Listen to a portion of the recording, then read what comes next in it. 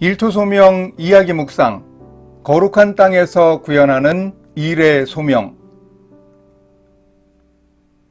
미국의 알래스카는 땅에 대한 판단에 관해 두고두고 이야기되는 곳입니다. 1867년 3월 30일에 미국이 알래스카를 당시 제정 러시아 정부로부터 매입했습니다. 미국 면적의 5분의 1, 우리나라 면적의 17배, 현재 미국 여러 주들 중에 가장 큰 주인데 720만 달러에 샀습니다. 현재 가치로 1억 2100만 달러, 한화로 1,500억 원 정도입니다.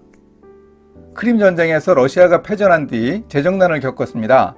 알래스카를 미국이 눈독 들이고 있는데 전쟁에서 뺏기느니 파는 게 낫고 미국을 이용해 영국도 견제하는 러시아의 전략이었습니다. 그런데 당시 미국에서는 땅 투기하느냐, 대통령의 북극곰 정원이냐, 쓸모없는 얼음 땅을 비싸게 샀다, 소워드 국무장관은 큰 실수를 했다고 의회에서나 언론이 난리였습니다.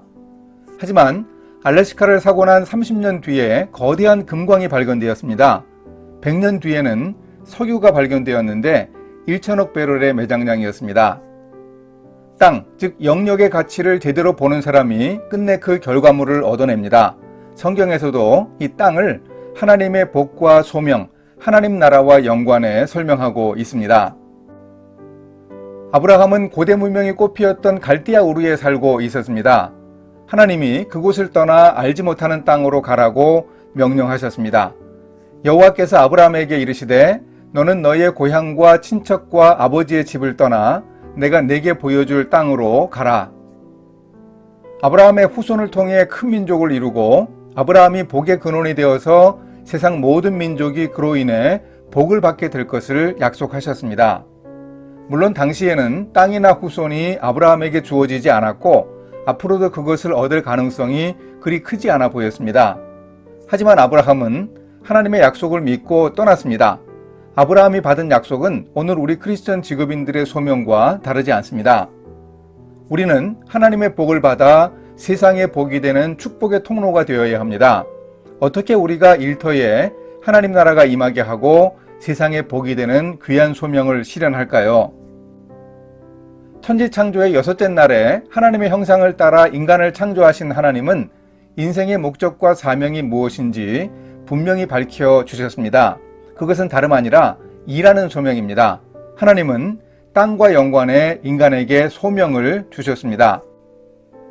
하나님이 그들에게 복을 주시며 하나님이 그들에게 이르시되 생육하고 번성하여 땅에 충만하라, 땅을 정복하라, 바다의 물고기와 하늘의 새와 땅에 움직이는 모든 생물을 다스리라 하시니라. 우주의 창조주요 주관자이신 하나님이 창조하신 세상의 피조물을 통치하는 중요한 일을 사람에게 맡기셨습니다. 우리 인생의 목적은 바로 이렇게 일하는 소명입니다. 우리가 오늘도 우리 일터에서 하는 일에는 바로 이런 하나님의 창조 명령이 부여되어 있습니다. 그러면 우리가 하나님의 지상 대리인으로 피조물들에게 우리가 일하는 분야에서 리더십을 행사할 수 있는 근거가 있을까요? 그 근거는 우리 인간이 다른 피조물들과는 달리 하나님의 형상으로 창조되었다는 사실입니다. 우리는 하나님이 창조하신 세상을 유지하고 돌보는 하나님의 지상 대리인의 사명을 부여받았습니다. 이렇게 땅을 돌보고 관리하는 우리의 사명을 생각한다면 우리는 땅과 일터에 대해 하나님이 알려주신 의미를 잘 이해해야 합니다. 모세와 여호수아에게 배울 수 있습니다.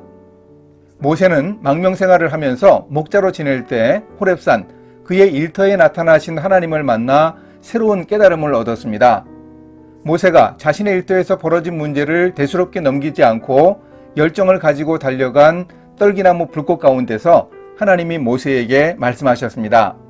내가 선 곳은 거룩한 땅이니 내 발에서 신을 벗으라. 그곳에서 하나님은 모세를 애굽으로 보내 고통 속에서 부르짖는 이스라엘 자손을 구하겠다고 하셨습니다. 여호수아도 마찬가지입니다. 가나안 사람들과 전쟁을 해야 하는 상황이었습니다. 광야 생활 40년을 어떤 군사 훈련도 하지 못하고 마쳤으니 두려움도 있었습니다. 여리고 쪽으로 건너간 여호수아에게 여호와의 군대 대장이 나타나서 말했습니다. 내 발에서 신을 벗으라. 내가 선 곳은 거룩하니라.